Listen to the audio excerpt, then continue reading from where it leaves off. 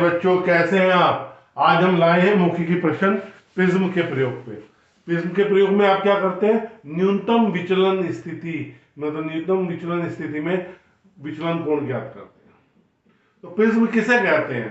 Prism एक त्रिभुजाकार संरचना है जिसमें दो अपवर्तक पृष्ठ होते हैं। ये दोनों पृष्ठ क्या है? अपवर्तक पृष्ठ, अपवर्तक पृष्ठ, ठीक है। और ये क्या कहलाता है? अपवर्तक कोण कहलाता है। और तीसरी भुजा क्या कहलाती है? आपकी आधार कहलाती है। बोलते हैं विचलन कोण किन किन बातों पर निर्भर करता है? विचलन कोण निर्भर करता है, किस पे निर्भर करता है? अपवर्तक कोण पे, ठीक है साहब। अपवर्तक कोण क्या है? अपवर्तनांक पे, प्रिज्म किस पदार्थ का बना है उस पर निर्भर करता है, और प्रकाश के रंग पर, प्रकाश के रंग पर। आपतन कोण बनाने पर विचलन कोण किस प्रकार बदलता है? देखो ग्राफ देखिए, ये आपतन कोण है, ये विचलन कोण है। किसका आंसर है? फोर्थ क्वेश्चन का। जैसे जैसे मैं आपतन कोण बनाऊंगा विचलन कोण कम होगा। एक कोण पर इसकी स्थिति न्यूनतम हो जाएगी, इसे न्यूनतम विचलन कोण कहेंगे। और उसके बाद ये जब आपतन कोण बढ़ाएंगे तो विचलन कोण क्या हो जाएगा? बढ़ जाएगा।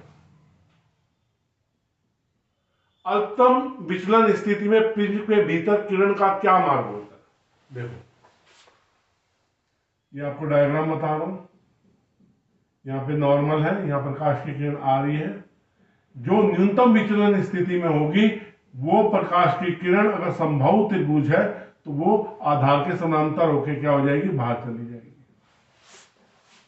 बोलता है क्या ये सभी किरणों के? नहीं, ये केवल न्यूनतम विचलन स्थिति के लिए है।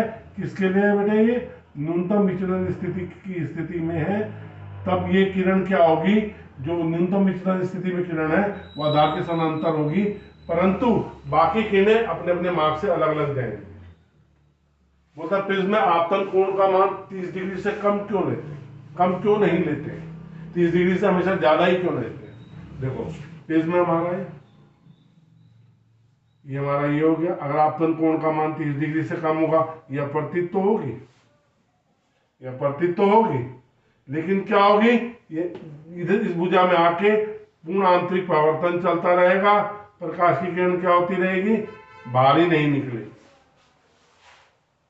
नेक्स्ट पूछता है यदि प्रिज्म एबीसी के आधार वाले कोण बदल जाए परंतु अपवर्तक कोण वही रहे, तो ये अपवर्तक कोण वही रहा। आधार कोण पहले बी सी था, ये बदल गए। हमारा जो विचलन कोण है वो किस पे निर्भर करता है? अपवर्तक कोण पे निर्भर करता है, ना कि आधार कोणों पर। तो इसलिए आपका विचलन कोण नहीं बदलेगा। बच्चों, ये छोटा सा प्रयास है आपको प्रैक्टिकल में जो प्रयोगात्मक परीक्षा है उसमें जो बाह्य निरीक्षक आपसे क्वेश्चन पूछेगा उन क्वेश्चनों को प्रिपेयर कराने का।